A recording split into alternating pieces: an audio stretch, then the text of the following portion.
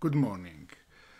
Today I'm gonna talk to you about a very key case that is going on right now in a Central European country, in Poland. It's a key case for the challenges in that country and in Europe for the independence of the judiciary and the defense of the rule of law. My name is Massimo Frigo. I'm Senior Legal Advisor at the International Commission of Jurists, an international non-governmental organization that defends the rule of law and human rights worldwide. And as I said today, we have a special assessment of a case in Poland, the case of Judge Igor Tuleya, who's the judge you can see here in the picture. A judge that has been subject now to criminal charges and they may risk a criminal investigation following a hearing that is going to take place next 9th of June before the disciplinary chamber of the Supreme Court. But what is really happening and why this case is so important? To understand that, we need to go back a couple of years ago, in 2017, when Judge Tuleya was handled with a difficult decision on a high-level case. The case pertained to a challenge brought, an investigation request brought against certain members of the government party, the Justice and Development Party, because of the way in which the approval of the budget at the parliament went on that time. The accusation was that members of the opposition were actually excluded from even entering the room and participating to that session, and therefore it was a matter of public interest. The prosecutor had decided to discontinue the investigation, and Judge Tuleya was put in charge of deciding whether the discontinuation was okay or the investigation had actually to proceed. Judge Tuleya decided to order the prosecution of the investigation, the continuation of the investigations. And in that hearing, which usually is a closed hearing, he allowed the press who had requested to be present to come for the last part of the hearing, the part of the issuance of his ruling on the decision. It must be noted that before doing that, he actually addressed all the parties, including the prosecution service in the room, to ask whether there were any objections to his move. And no objection has been registered. Therefore, he allowed the press in because of the public interest of the case. What's happened next? Actually, the prosecution service discontinued the investigation later on, and criminal charges were filed later on against Judge Tuleya for having overstepped his powers because allegedly he wouldn't have the power to allow the public into an hearing at the investigation phase. Yes, those hearings are usually under closed doors, but there are provisions in the criminal procedure that allow the discretion of judges on that. And it must be said that actually he had consulted with the parties. But that's a matter of Polish law. It seems very peculiar that under international standards that a judge that opposes transparency on a public interest issues is subject to criminal investigations for overstepping his own powers. It seems really an excessive use of criminal law, definitely to that. The issue is that judges have immunity for this kind of criminal prosecutions that must be waived by usually high-level bodies in the judiciary. In Poland, currently, that body is the disciplinary chamber of the Supreme Court. That is when the second problem of this case comes at play, because what's happened in the last years in Poland it has happened that the current government in power, which has been in power for the last years and also previous legislative terms, has set and approved a series of reforms for Parliament that have utterly modified the judicial system and seriously or basically fundamentally undermined the independence, the structural independence of the judiciary, those guarantees that allow you to think this judiciary is independent and has the corrective mechanisms to preserve its independence.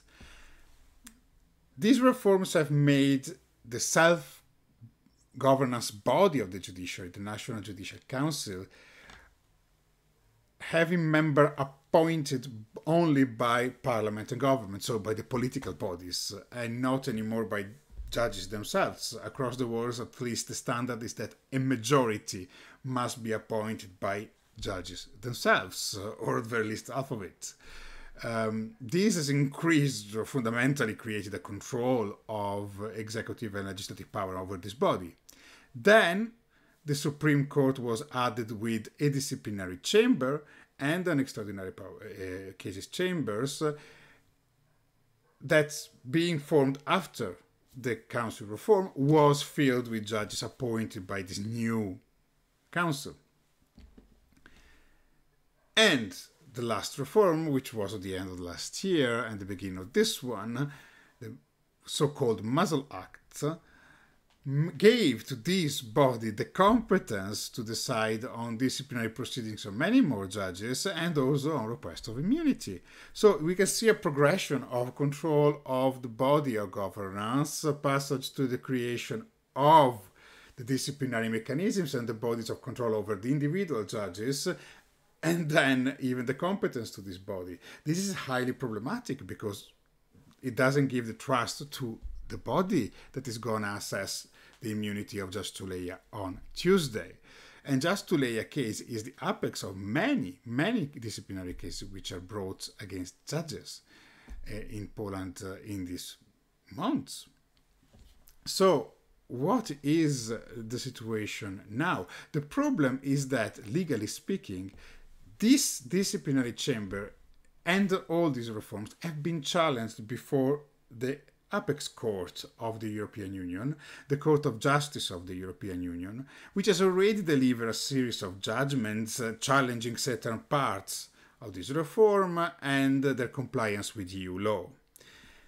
In a judgment of the end of last year, the court actually was asked by the other chambers of the Supreme Court what were the criteria to determine the independence of a body, and those criteria made clear that a body appointed by a National Judicial Council that was by its own, on its own, appointed by the political power fully, would not have the requirements of independence. And this was clearly addressing the disciplinary chambers, just that for procedural reason, this was not a direct challenge to the chamber, because it was a preliminary question, so a question asked by Polish courts to the EU court.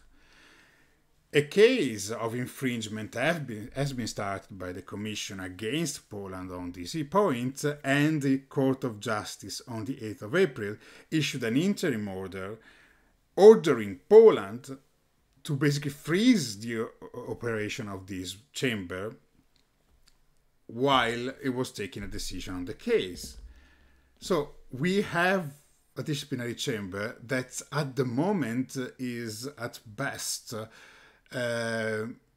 under a frozen situation of legitimacy and should not rule on the independence, on the criminal prosecution of a judge that could undermine his independence. So that's why, as ICJ, we have expressed a big concern over this case.